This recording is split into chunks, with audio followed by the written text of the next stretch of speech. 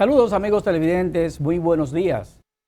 Gracias por estar ahí con nosotros por espacio de una hora y estamos bastante agradecidos de que ustedes se mantengan pendientes de este programa. Siempre tratamos de llevar informaciones importantes, invitados importantes, porque de eso se trata, y decirles a los amigos televidentes que hoy aquí en Nueva York tenemos una temperatura sumamente agresiva. Con el viento se siente a 4 grados la temperatura. Imagínense ustedes, yo ahorita tiré una salivita y cayó un pedazo de hielo en el piso. Esto no está fácil. Y decirle también que este programa se origina en el 5030 de Broadway, Manhattan, New York, y que salimos por TV Quisqueya para toda la costa este de Estados Unidos, para el exterior, Puerto Rico, Canadá, y también para República Dominicana en Vega TV. Canal 48 de Claro, 52 de Altiz.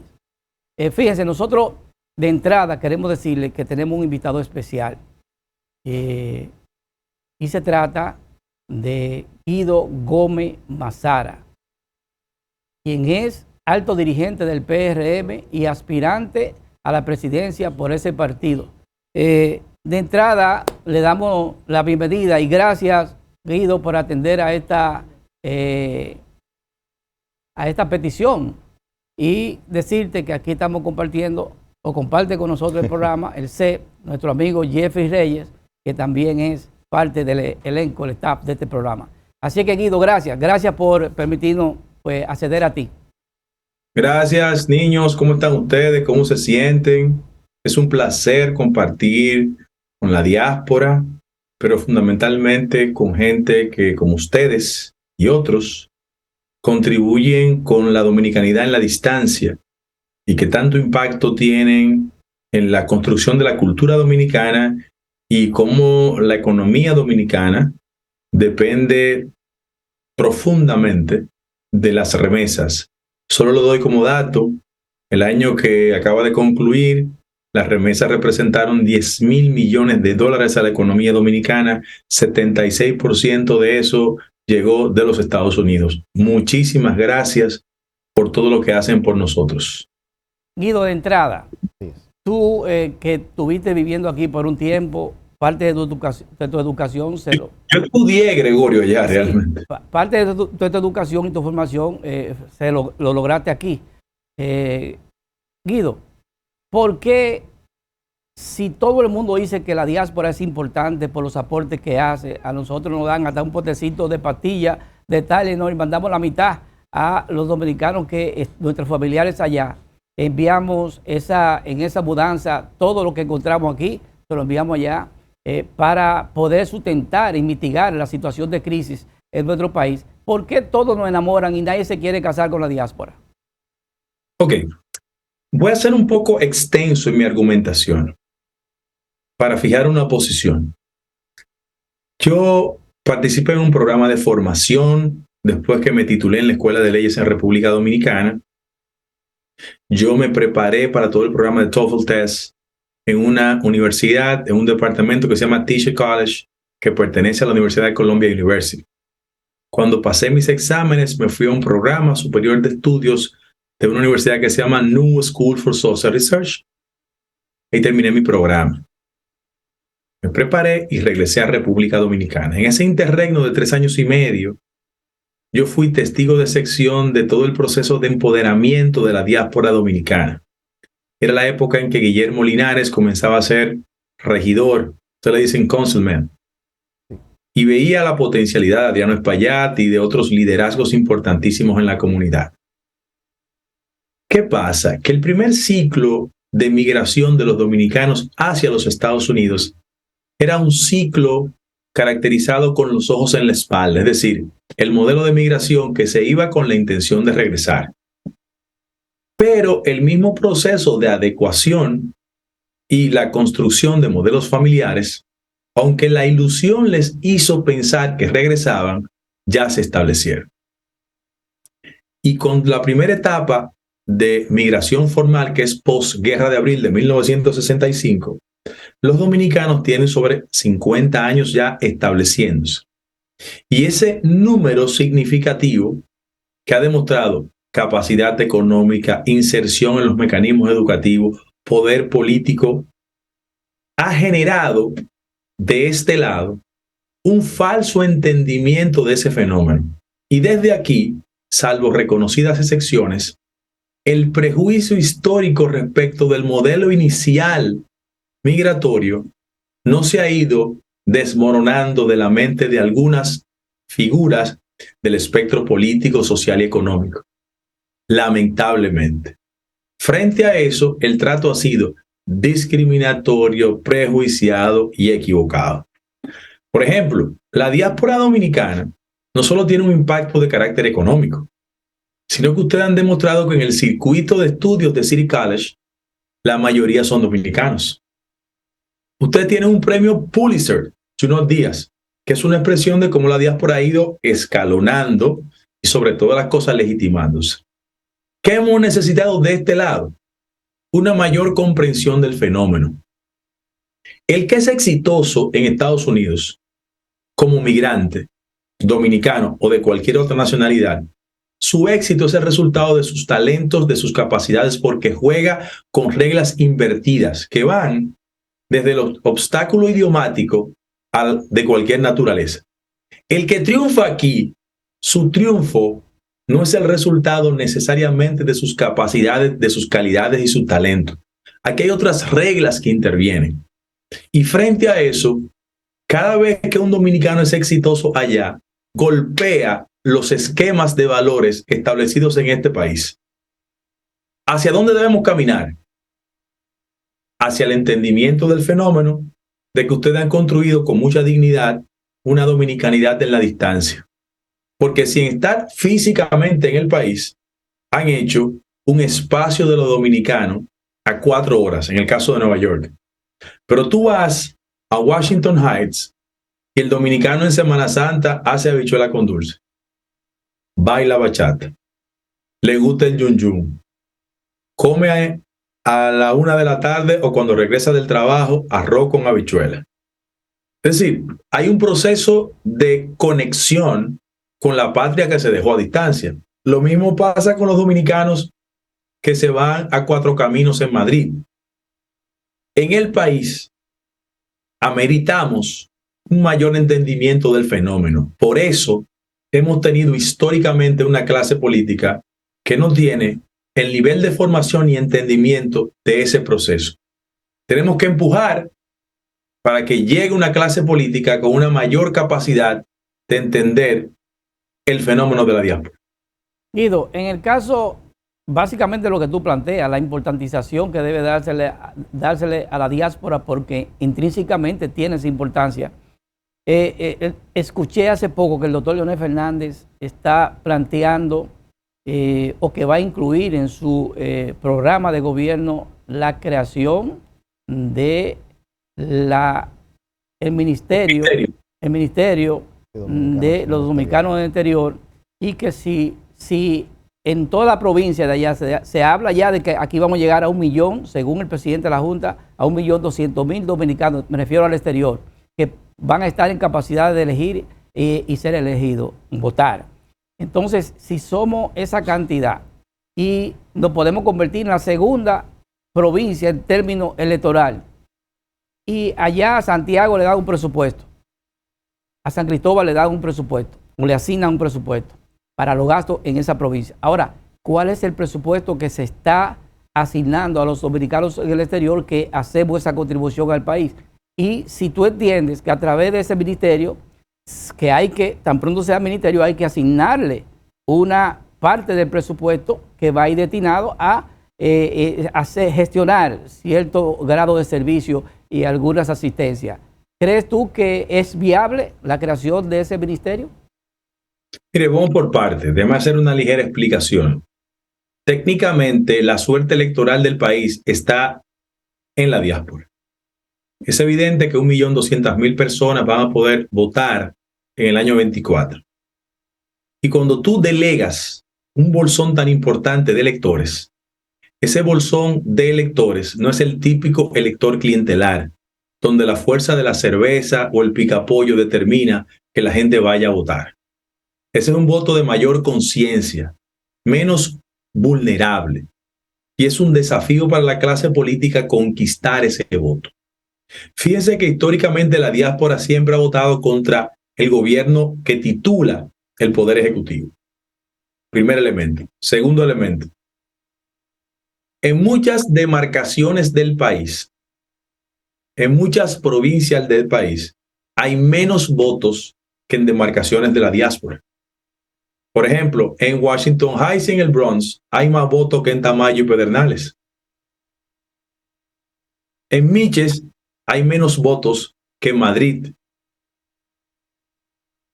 En Pedro Sánchez hay menos votos que en Barcelona. Para que usted tenga una idea. Guido, ahora mismo en Sí. el Bronx, supera los 100.000 registrados. En Así el es. Bronx. Estoy diciendo que 100.000 electores. hay más votos que en muchas demarcaciones. Sí. Entonces, frente a eso, ¿qué importancia tienen ustedes? La capacidad de castigo de la clase política. Ahora, una cosa es la capacidad de votar y otra cosa es el ejercicio del voto. Porque en la medida que se abstienen, el poder político no se expresa en la dirección que todos queremos. Hay que votar, no solo tener capacidad de voto, hay que desplazar a la gente a votar. Segundo lugar, yo más allá del reconocimiento de la diáspora, creo pertinente que no hay que esperar la creación de un ministerio, sino que existen en la actualidad mecanismos que desde ya pueden conectar la acción gubernamental con la gestión pública de los dominicanos en la diáspora. Doy ejemplos. Si con la gracia de Dios y el voto de la mayoría de los dominicanos y dominicanos, primero, ganamos la convención interna y somos el candidato del partido y llegamos a la presidencia de la República, los funcionarios nuestros designados en el exterior van a ser los compañeros y compañeras de la demarcación. Porque resulta de mal gusto que los compañeros del exterior se fajan a buscar los votos en situaciones muy difíciles. Y de aquí le mandamos boletos premiados a su respectiva demarcación. Siempre hay un alegato, y yo me sé el alegato. No, que los dominicanos en el exterior tienen un estatus migratorio y por vía de consecuencia no quieren renunciar a su estatus. Te compro el alegato. El problema es que ni lo nombran en las demarcaciones, ni lo nombran en otras. Porque tú te sientas con el compañero que fue responsable político en Nueva York, en New Jersey, en Filadelfia o en el Bronx, y tú le dices, ven acá, tú tienes 25 años, tú eres ciudadano norteamericano. Si te acreditas en el Departamento de Estado, pierdes tu estatus. Ok, no hay problema. ¿Tú no lo quieres perder? No hay problema. Te nombro de cónsul en La Habana, te nombro de cónsul en Buenos Aires, te nombro de cónsul en Brasil. Bueno, pues ni lo nombran en su demarcación, ni lo nombran en otro sitio. O sea, es una gran irresponsabilidad. Pero en ese mismo orden, yo conozco casos de compañeros que teniendo estatus se acreditaron, perdieron su estatus y después lo recuperaron. El mejor ejemplo, Luis Eludis Pérez. Así es. Así es. Para que no me vengan a hablar mentira, porque yo me conozco el proceso así, en ese mismo orden, pero en esa misma tesitura. Hay ministerios en el país que deben tener desde ya un viceministro responsable del área de la diáspora. Por ejemplo, yo designaría, antes de discutir la viabilidad de un ministerio de la diáspora, un viceministro de Asuntos Consulares encargado de la diáspora, para que de antemano y de arrancada disponga del nivel de comunicación y de flujo de información respecto al tema de la diáspora. Es decir, no tenemos que crear un ministerio, es que existen las condiciones para eso. En ese mismo orden. ¿Tú propones, Guido, habilitar una posición dentro de ciertos ministerios que atienda asuntos de los dominicanos en el exterior? Claro, mira, en Cancillería, un viceministro. En Industria y Comercio, un viceministro. En Educación Superior, un viceministro. Yo favorecería intercambios en el sistema de Estados Unidos hacia República Dominicana y de República Dominicana hacia Estados Unidos. ¿Cuántos jóvenes del sistema de City College, cuántos jóvenes que van a Lehman quieren tener una experiencia educativa en República Dominicana? ¿Cuántos jóvenes que pueden estudiar, por ejemplo, sociología quieren conocer el fenómeno de la diáspora. O sea, esos son los elementos. City College tiene un departamento que se llama The Dominican Studies Institute. Lo dirige la doctora Ramón Hernández. Se pueden establecer flujos. Es decir, no hay que esperar el ministerio. Hay que establecer mecanismos para que de una forma u otra mantengamos el nivel de respetabilidad, de intercambio con la diáspora dominicana. ¿Y no crees, Guido, que estos viceministros que propones en su desempeño a razón de las necesidades de la diáspora estarían accidentados por las prioridades que el ministro o el plan que el ministro tenga, a quien se debe este viceministro, esté desarrollando? ¿No crees que hay algún tipo aquí de inconveniente para desempeñar estas funciones? Depende de la voluntad del presidente.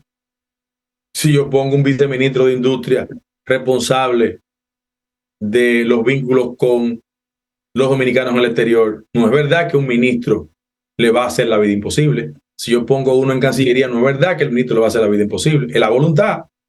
Eso no es verdad. Guido, esta pregunta, por favor, me la va a responder después que regresemos a la pausa. Hay quienes dicen que el accionar de el presidente Luis Abinader con relación a la importantización o a la valoración de los dirigentes se debe básicamente a que la génesis del problema estriba cuando Juan Bosch regresó en el 70 y que encontró una situación de dificultad dentro de la parte organizacional del PRD, que incluso en la Casa Nacional, que hoy es la del PLD, que ahí estaba la del PRD, había hasta una pulpería. Entonces él se decidió pues tomar el toro por los cuernos y salió lo que se llamó la desgarrapatización del PRD, y Peña Gómez se opuso a ese nuevo sistema que tenía que ver con una nueva formación, la disciplina del PRD, y ahí vino una lucha que se agudizó con la situación de la llegada de Camaño al país. Entonces, en este caso, ¿crees tú que la realidad del problema de la formación de los dirigentes del PRD, ahora PRM, es que hay deficiencia porque no se formaron y que tú fuiste uno de los pocos, igual que Tony Yaful, igual que también, ¿cómo se llama el que fue Tolentino Díaz? Igual que también Ricard, que se prepararon milagros, pero hay una gran cantidad de dirigentes de una gama que se quedaron rezagados con el día a día de la intriga y las discusiones en ese partido. Me lo va a responder al regreso de la pausa.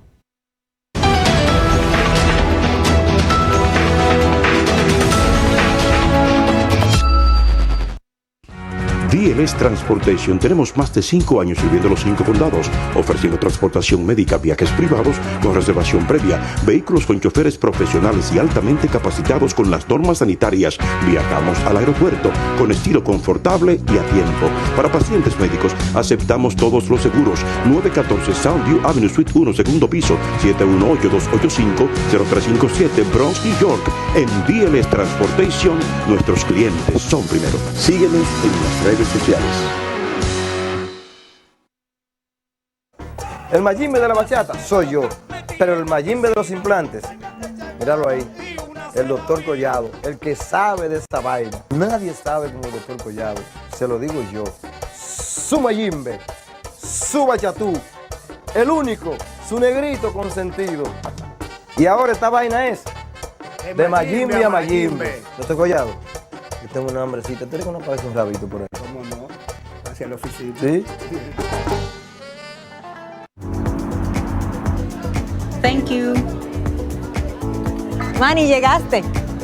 Cuéntame, ¿cómo te fue por allá?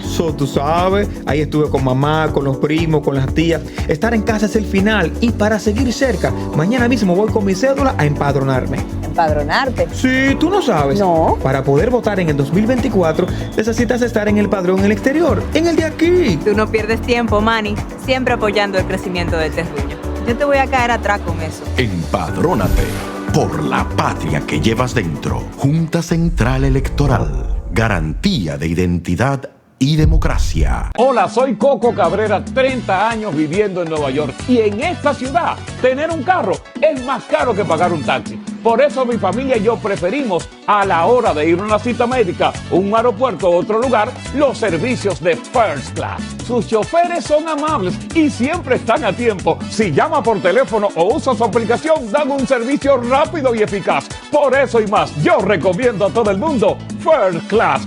212-304-1111. ¿Vienes o estás en República Dominicana? ¿Estás buscando comodidad y accesibilidad? Hotel Enrique te ofrece la mejor ubicación cerca de la zona colonial Malecón Parque El Conde, Santo Domingo. Clínicas, supermercados, además te ofrece el servicio de habitaciones sencillas, dobles, triples y cuádruples. Todas con TV cable, Wi-Fi, aire acondicionado, agua caliente, parqueo las 24 horas y sistema de seguridad de circuito cerrado. Próximamente, servicio de desayuno, jacuzzi y gimnasio. Estamos ubicados en la calle Enrique Enríquez, número 53 de Gascue, en el Distrito Nacional. Comunícate con nosotros y visita nuestra página web www.hotelenrique53.com. Hotel Enrique. Ahora lo que pagas sin peaje se invierte en obras que sí se ven. Con una eficiente y transparente administración de los peajes, el Fideicomiso RD Vial, a través del Ministerio de Obras Públicas, aporta una parte de lo recaudado para el desarrollo de proyectos que facilitan y hacen más seguro y económico tu transporte. Así avanzamos en la construcción de las avenidas de Circunvalación de Baní, de Asua, de San Francisco de Macorís, de Los Alcarrizos, carreteras Barahona-Enriquillo, Barahona-Pedernales, elevado de Boca Chica, Avenida Ecológica y muchas otras en todo el territorio nacional. Obras, no palabras. Esto es el cambio. Ministerio de Obras Públicas y Comunicaciones, cercano a la gente.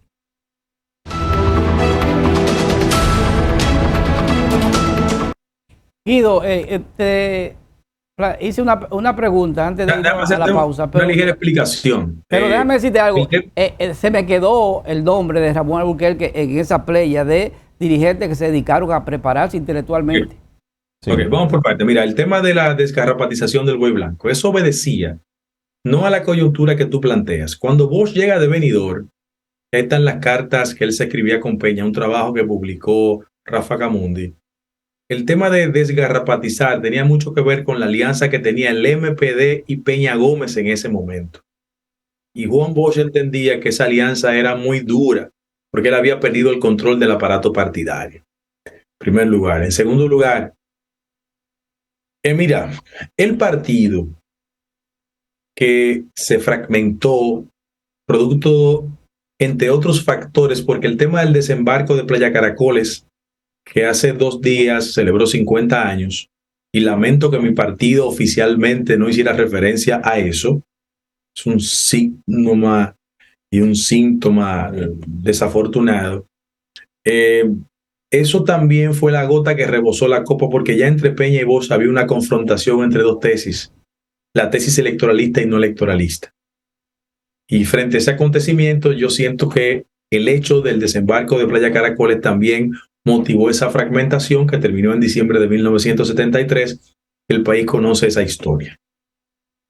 El gran problema de los partidos políticos y el PRD antes y el PRM hoy, no es la excepción, es el hecho de que los mecanismos formativos dejaron de ser importantes. Peña, Bosch y Balaguer, con sus virtudes y defectos, le daban una sintonía ideológica a los partidos. Su desaparición coincidió con un asalto del nivel de pragmatismo en los partidos políticos. Y si yo soy abordado y la gente me pregunta cuál fue el punto donde el antiguo PRD hizo metástasis, fue en el 2007. Cuando en el PRD decidimos buscar al que tenía dinero para que derrotara a la que tenía historia, es decir, Miguel Vargas versus Hilario Ortiz Bosch, le dijimos a la sociedad que la vocación de servicio, que la coherencia, que la decencia no era importante, que la fuerza del dinero podía sustituir todo. Y a partir de ahí llegó la hecatombe. Resultado, el país lo conoce perfectamente. Ahora, ¿cuál ha sido el elemento encadenante? Que en el caso específico del nuevo partido, hay un convencimiento de que el espacio de las ideas no es un espacio prioritario.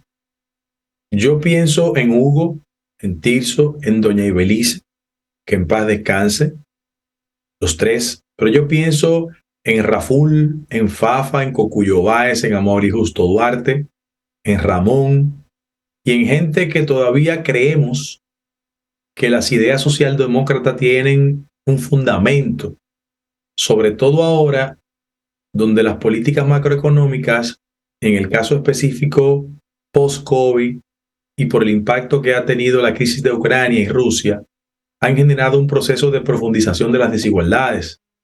Y en ese sentido, el que lee mis artículos, el que escucha mis opiniones sabe que yo no obstruyo al gobierno. Yo marco distancias porque yo tengo una visión mucho más social que la mayoría de mis compañeros que gobiernan. Y yo estoy profundamente alarmado por cifras como la siguiente. A mayo de 1998, en la República Dominicana, 10% de la población concentraba el 34% del ingreso. 25 años después, hoy en día, el mismo 10% de la población concentra el 55% del ingreso. Lo traduzco en un idioma elemental. El proceso de desigualdad se ha profundizado. Cuando tú ves que el nivel de crecimiento de la economía, a pesar de un entorno con dificultades, proyecta 4.6, 4.9 para este año, tú llegas a la terrible conclusión también de que el factor inflacionario supera el 7.8. ¿Cómo la gente entiende eso? Que el foro de Davos acaba de hacer recomendaciones para las economías del mundo y le dijo a la República Dominicana que endeudamiento, inflación y costo de la vida van a ser los tres elementos de mayor perturbación. En el endeudamiento, miren, en el año 2004, cuando el expresidente Mejía abandonó el gobierno, el monto de la deuda en el país era de 4.600 millones de dólares. En la actualidad de 69.000 millones de dólares. El gobierno del compañero Luis Abinader en 2 años y medio ha contraído 27.000 millones de dólares. El que lee el presupuesto nacional sabe que mensualmente la economía dominicana está estableciendo en su presupuesto que tenemos que pagar 21.000 millones de pesos en el presupuesto nacional. Eso tiene mucho impacto. De cada 100 pesos que ingresan a la economía dominicana por los organismos recaudadores, hay 26 que hay que pagarle a los intereses, no la amortización. Y eso ha reducido el nivel de inversión pública de 158.000 millones de pesos a 145.000. Por ejemplo, lo doy como dato. Este podría ser el gobierno que corre el riesgo de ser el gobierno que invierte menos 2.3 del Producto Interno Bruto. La gente podría decir que eso es parte de una estrategia de disciplina fiscal frente al hecho de que el factor inflacionario nos impacta terriblemente. Pero cuando tú vas al costo de la vida y tú lees los índices del precio del consumidor y llega el tema de la canasta básica, bueno, tú llegas a la conclusión de que el quintil más pobre del país, es decir, los que menos ingresan, necesitan 24.000 pesos mensuales para la canasta básica. En el último trimestre del año, la inflación le aumentó a los más pobres 2.400 millones de pesos en su canasta básica. A los más ricos, 4.000. Entonces, tenemos un fenómeno de desigualdad que cuando el eslogan de la campaña dijo que quería un cambio, no era un cambio de rostros, era un cambio también en una mejoría sustancial del nivel de vida de la gente. Y la aproximación que tiene la mayoría de los dominicanos y dominicanas es que se gobierna solo para los ricos. Entonces, ahí radica nuestra visión diferenciadora con el gobierno, que no es obstruccionista, porque hay aspectos del gobierno que yo coincido. Yo coincido con el gobierno cuando eligió a doña Miriam Germán Brito para la Procuraduría General de la República. Yo coincido con el gobierno cuando establece 14.000 millones de dólares de reserva. Yo coincido con el gobierno cuando las políticas de subsidio se incrementan, por ejemplo, de 850 pesos mensuales a 1.600 y cuando la cobertura se expande de 850.000 personas a 1.4. Yo coincido con el gobierno cuando yo percibo que el presidente de la República y su familia no está haciendo negocios con el Estado. Entonces, yo tengo niveles de coincidencia. Ahora, respecto de las políticas económicas y sociales, hay diferencia. Ahí radica mis propuestas. Guido, en ese mismo ámbito que tú estás planteando, se suscitó en República Dominicana en una ocasión un debate que vino como resultado de los números de crecimiento que presentaba el actual gobernador del Banco Central y los datos contradictorios a estos datos de crecimiento que presentaba el doctor Leonel Fernández, quien argumentó que evidentemente, como venimos de una crisis generada por una pandemia, en donde nos encuentra en un estatus de crecimiento de la pandemia, el COVID-19, con cita con un estado de crecimiento de la economía dominicana, entonces al decrecer, lo que se entraría sería en un estado de recuperación de la economía dominicana en términos de producción.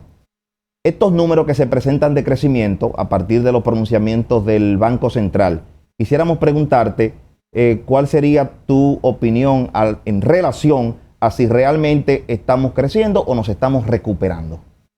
Ok, mira, lo que ha experimentado la economía dominicana es un proceso de desaceleración. Es evidente que en el año 21, producto de efectos y de choques externos, la economía dominicana experimentó niveles de crecimiento. Ahora, ¿cuáles son los renglones de la economía dominicana que han crecido? Turismo, zona franca, hay que decirlo con mucha responsabilidad, y remesas. Lo explico en números. Las remesas insertaron 10,000 millones de dólares, zona franca exportación 14,000 y el turismo 8,000 millones de dólares. Ahora, ¿cuál es el problema? Que cuando esos factores se incorporan como modelo de crecimiento en la economía dominicana y el factor inflación lo supera, hay un proceso de inequidad social, de desigualdad. ¿Por qué? Porque el modelo de crecimiento en la República Dominicana concentra riqueza en pocas manos y el resto se empobrece. Lo que hace el Banco Central, como hacen la mayoría de los bancos centrales en el mundo, es que juega con los números. Por ejemplo, aquí hay un gran debate. El gobierno dice que la relación PIB-endeudamientos ha descendido. Eso se llama un tigueraje aritmético que utiliza el Banco Central. Miren por qué. Porque el Banco Central lo que hace es que infla el PIB y cuando divide, el porcentaje es menor. Pero no es verdad que la relación endeudamiento-PIB ha descendido. ¿Por qué? Porque los intereses que tenemos que pagar como resultado del endeudamiento es mayor. Por ejemplo, el año pasado teníamos que pagar por cada 100 pesos 22. Ahora tenemos que pagar 26, lo que implica que bajo ningún concepto hay un descenso en la relación endeudamiento-PIB. ¿Pero qué hace el gobierno? Inteligentemente el Banco Central infla el PIB nominal y genera resultados favorables. Pero vamos a hablar, por ejemplo, de aspectos de mayor significación, el tema del salario.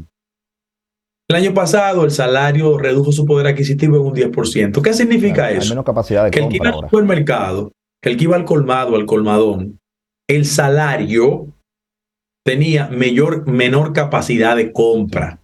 La República Dominicana en la región solo supera en salario a Venezuela y a Argentina. No tengo que explicar. Miren, el año pasado la Tesorería de la Seguridad Social estableció la oficialización de quien trabaja en el mercado formal, porque puedo explicar el mercado informal de la economía. Simple, el mercado informal de la economía genera 800,000 empleos. Ahora, en el mercado formal de la economía en el país pasa lo siguiente. En el Gran Santo Domingo y en la capital, el salario es en 30,000 pesos. En el interior, 28,000 pesos. Y en el sector de los trabajadores, 21,000 pesos. Todo el mundo sabe que ese dinero no alcanza. Y la gran discusión no es solo a favor de un incremento salarial, sino que la capacidad de compra de la mayoría de dominicanos y dominicanas mejore sustancialmente. ¿Por qué? Porque los artículos de primera necesidad han experimentado un incremento de 14.5%. Entonces, la pregunta que uno se hace, cuando la economía crece, ¿quiénes crecen con el crecimiento de la economía?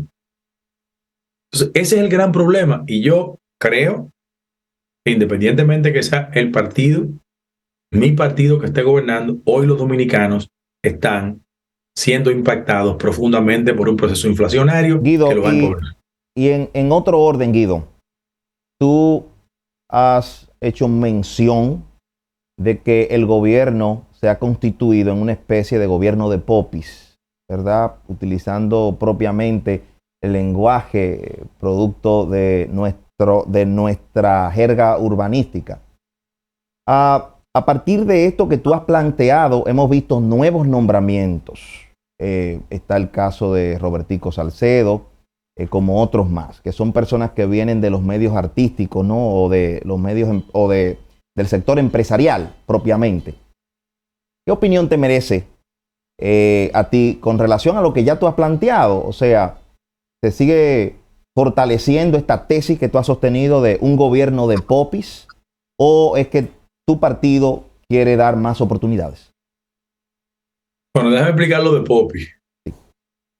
Mira, Juan Bosch, que era un maestro de la comunicación y de la educación política, cuando llegó al país habló de tutumpote, pescuezo largo, hijo de machete. Así es. Eso cuando la gente dice que yo ando fragmentando socialmente el país, el quien dice eso es que no conoce la historia política del país.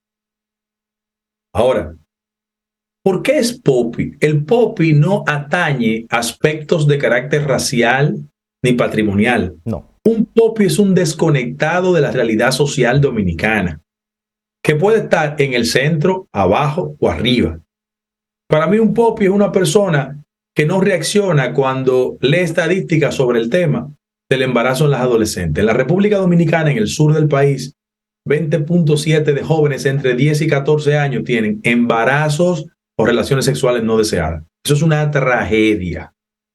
En la República Dominicana superamos a distancias el promedio de en América Latina el desempleo. El desempleo en América Latina entre los jóvenes es 19%. Aquí 29%. O sea, quien no anda conectado a esa realidad para mí es un popi. Repito, no atañe aspectos de carácter racial ni patrimonial. Ahora, ¿cuál es el inconveniente?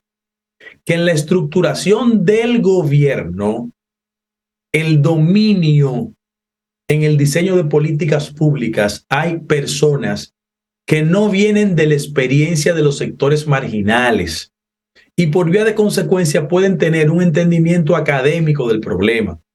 Pero como no tienen una experiencia de los sectores donde la pobreza es la regla, eso los aleja del entendimiento práctico de esa realidad. Y yo digo, como ejemplo, que hay muchos funcionarios que tú los sueltas en Gualey, Guachupita, Lomini y Catanga, y tienen que poner un GPS para que salgan de ahí, porque esa no es su realidad. Y no está mal, porque a nadie hay que impugnarle por su origen social. Lo que estoy diciendo es que las políticas públicas del gobierno tienen que estar mucho más cercanas de la gente. Te voy a dar un solo ejemplo, uno solo.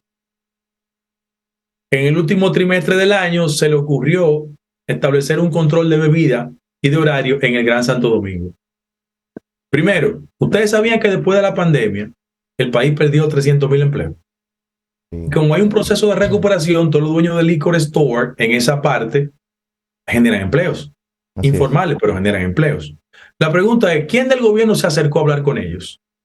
Ah, no, que ese factor induce a la delincuencia. Y yo pregunto, ¿quién borracho atraca o asalta? Sí. Porque construyen como argumentos locos. Pero en ese mismo orden, los modelos que han transformado ciudades que eran con tendencias delictivas y la han reducido. La gente habla mucho del fenómeno de Giuliani. Yo era un estudiante cuando pasó ese fenómeno. Lo que pasó en la ciudad de Nueva York era que el alcalde Tinkins, impactado por las políticas liberales y toda la corriente del Rainbow Coalition, fue extremadamente tolerante. Y Giuliani, que venía de una fiscalía, estableció un régimen de consecuencia. Strike and you out. Y comenzó a presionar, generaba un incremento salarial para policías en demarcaciones de altos conflictos y en gran medida resolvió ese problema. Bien, pero los fenómenos que se dan en otras demarcaciones no son químicamente puros, no pueden ser importados aquí. Antana Mocus fue alcalde de Bogotá y resolvió el problema del sicariato. En Bogotá la gente andaba en 2 en un motor y Mocus lo que hizo fue que sacó 2 personas, solo permitió que uno se desplazara y le puso un número. Y tú no te llamabas Guido Gómez Mazara, te llamabas número 3 y resolvió el problema, pero nunca, ningunos casos le prohibía a la gente. Entonces, aquí creen que con prohibiciones resuelven el problema.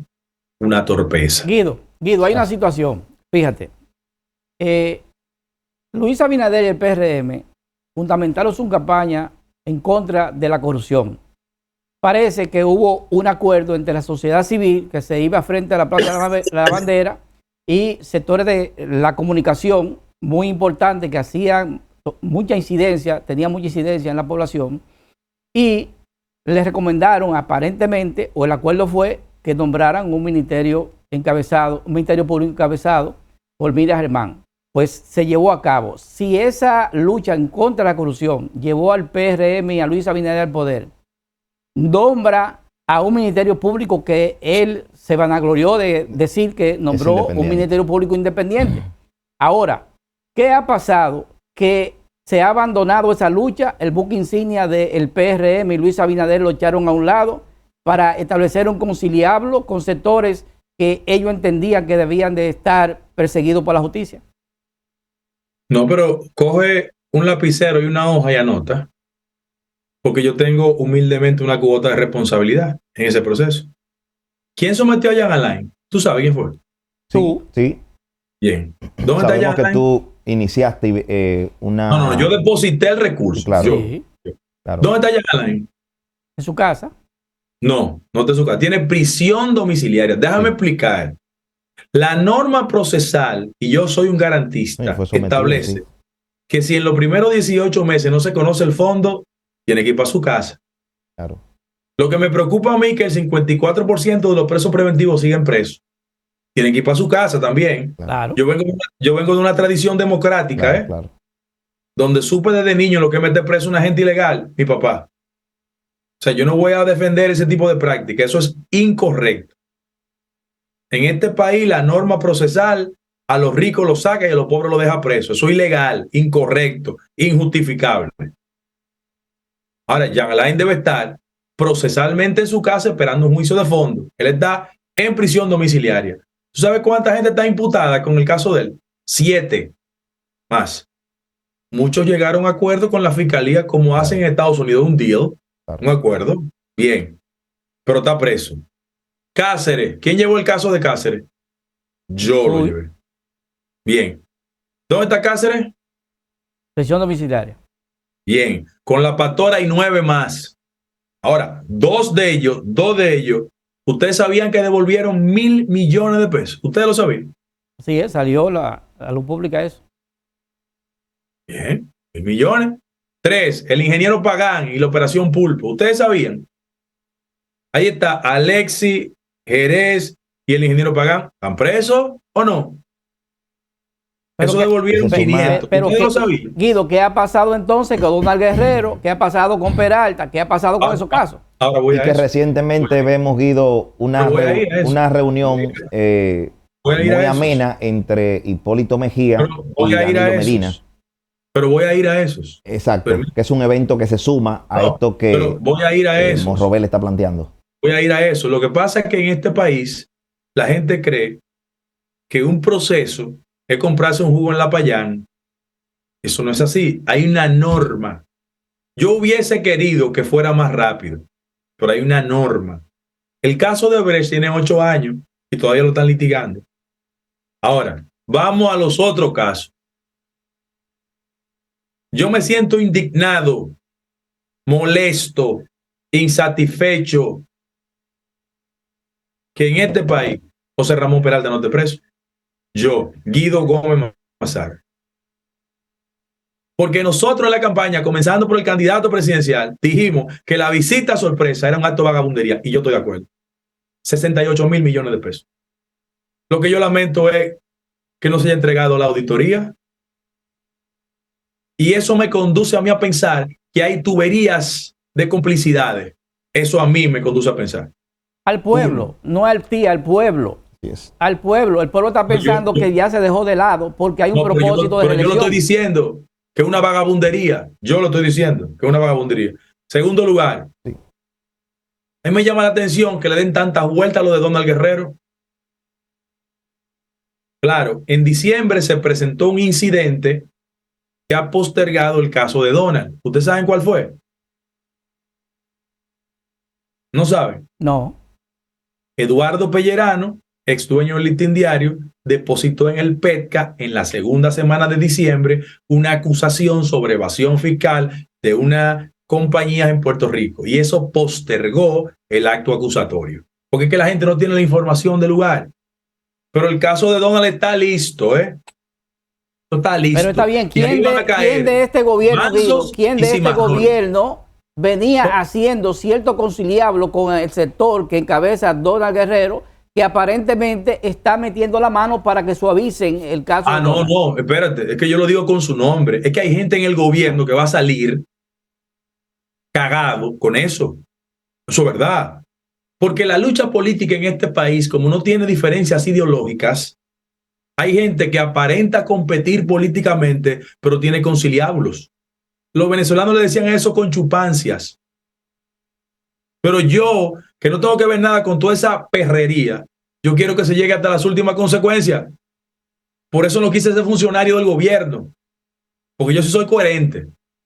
A mí tú me puedes decir cualquier cosa, pero yo soy coherente. Entonces, esta pregunta, Guido, tú le, en una entrevista con McKinney, Pablo McKinney, tú le dijiste que tú aceptaste lo que sucedió en el proceso pasado cuando se estableció una convención de delegados y no una convención abierta de participación. De delegados no, de empleados. De empleados. Sí. Ahora bien, tú aspiras a la presidencia. Tú sabes que te va a medir con el que maneja $1 billón de pesos en el presupuesto y que tiene todas las posiciones del poder en su mano.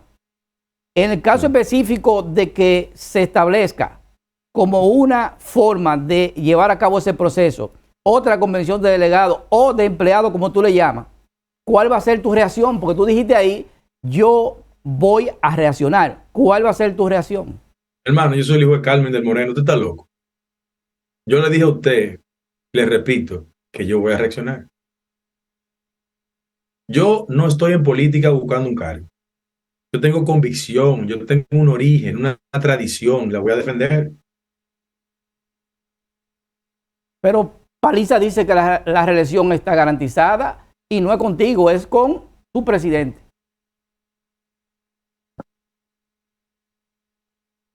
Las palabras son del aire y van al aire. Mis lágrimas van al mar. Cuando un amor se muere, ¿sabes tú dónde va? Guido, ¿cuál es el escenario ahora mismo en términos de posicionamiento de los aspirantes que hasta ahora han dicho o se presume que van a aspirar a la presidencia? ¿Cuál es el posicionamiento real?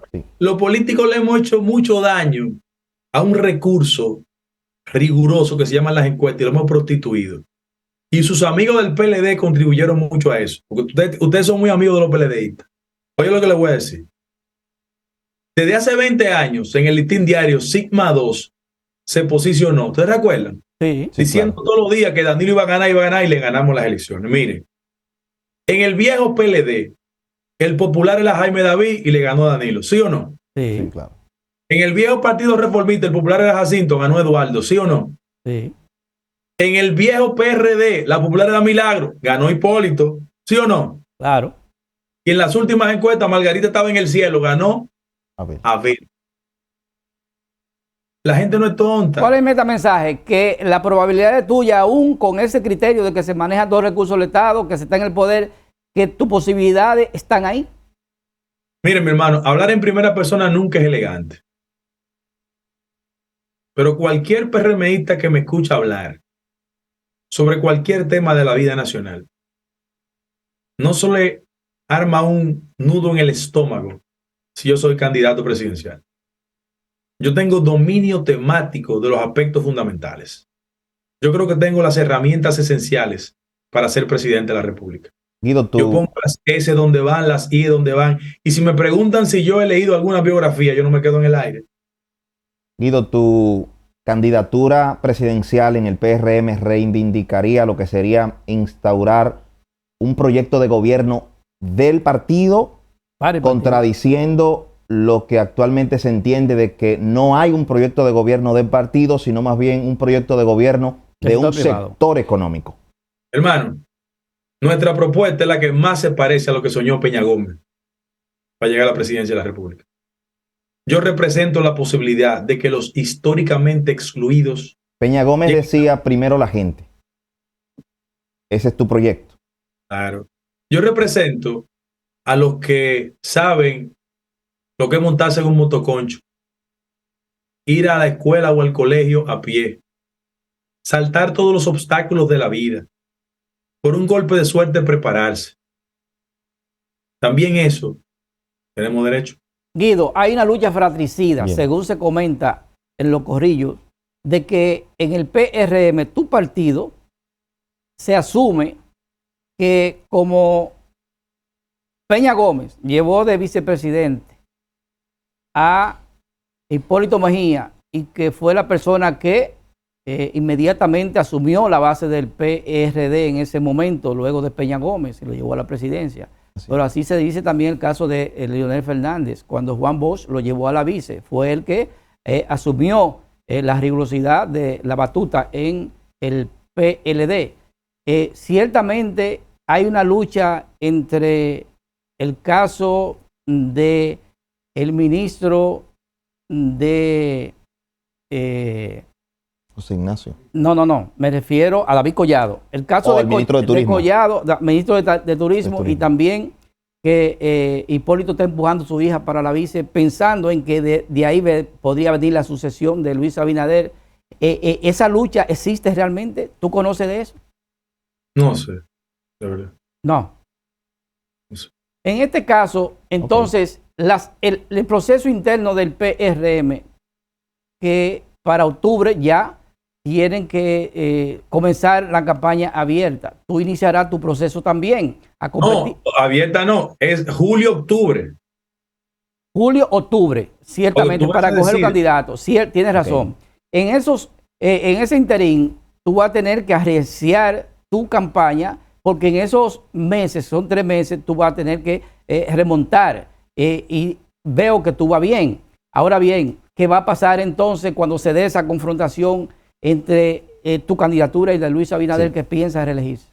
Que la gente vote, como es la democracia, que la gente vote, pero la jurisprudencia del partido, yo no sé por qué la gente hace especulaciones insensatas. Mira, en el partido, Guzmán quería a Magluta y ganó Jorge Blanco.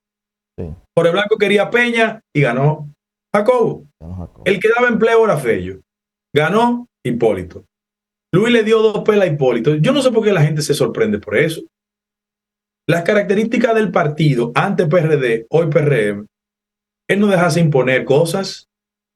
¿O tú crees que los compañeros de Nueva York están satisfechos con Luis? Pregúntale. ¿Tú sabías que tu amigo Hipólito impuso una reelección a sabiendas de que iba a cuesta arriba y que iba a perder? ¿Y los resultados cuáles fueron? Los de Guañangaro. Sí. ¿Tú me estás dando la razón? Sí es. Así es. Sí. Entonces, Guido, nos queda un par de minutos y te agradecemos porque esto ha sido un diálogo más que una entrevista y te hemos permitido que tú expreses porque tienes la capacidad de conceptualizar. Guido, ahora mismo el escenario político del país, en términos de lo que es el comportamiento de la ciudadanía que se siente que está contra la pared, porque como nunca han salido una cantidad de dominicanos inusitados, tuviste la fila que se dio en lo que tiene que ver con pasaporte, y tuviste que inusitadamente se terminaron los pasaportes, era porque se estaban yendo por Guatemala. En Guatemala, el de Estados Unidos aparentemente le exige que pare de permitir que entre sin visa o sin visado al país. ¿Por qué se ha dado esta situación de crisis migratoria? ¿Tú sabes cuánto se incrementó la solicitud de ingreso de dominicanos a Guatemala? En 655%. Así es. De 3.000 que viajaban en el 2019 a 20.000 y tantos que están viajando. Hombre, en el país hay que reconstruir la esperanza. Pero ese disgusto podía reflejarse un beneficio a tu candidatura. Pero la gente sabe, la gente llana, que si hay un político en el país, y escúchame que hable en primera persona, que entiende los problemas de la gente, soy yo. O sea, yo no soy un popi. Yo he vivido con los problemas de la gente. Y porque me he preparado, creo tener una estructura de pensamiento que me haga interpretar en favor de todos los sectores de la vida nacional soluciones de políticas públicas. Por ejemplo, finalmente, tú tienes un presidente encuentro de la República. Tú tienes un encuentro vía Zoom con tu gente de aquí. Es el próximo domingo. Pero déjame decir una cosa, en un minuto. Yo, presidente de la República, yo me siento con el gran empresariado y le digo, mira, este es un país donde hay que distribuir la riqueza con más justicia. El 61% de este país no puede estar evadiendo fisco. El 5% del PIB no puede estar dedicado a las exenciones fiscales. Luis no hace eso, porque ese es su sector. Yo no quiero ser presidente para un sector del país. Yo quiero ser presidente para todos los dominicanos. Eso es Esa es la diferencia. Sí es. Guido, lamentablemente, la parte tiene que ver con el Zoom tuyo que tiene aquí. ¿Tiene algún contacto con tu proceso? El próximo domingo, sí, todos los muchachos lo saben. Okay. Próximo domingo. Perfecto, Guido. Y se va a votar aquí, en esa convención. Cuídate mucho y te agradecemos la participación. Despídete de los amigos televidentes del proyecto. Un abrazo, el cariño de siempre, afecto, y gracias por la oportunidad. Ustedes están vestidos como si fueran a buscar un préstamo en un bar. Gracias, Guido. Gracias. Cuídate mucho. Amigos televidentes, nos vemos la próxima semana en otras proyecciones. Cuídense mucho y ámense. Hasta luego.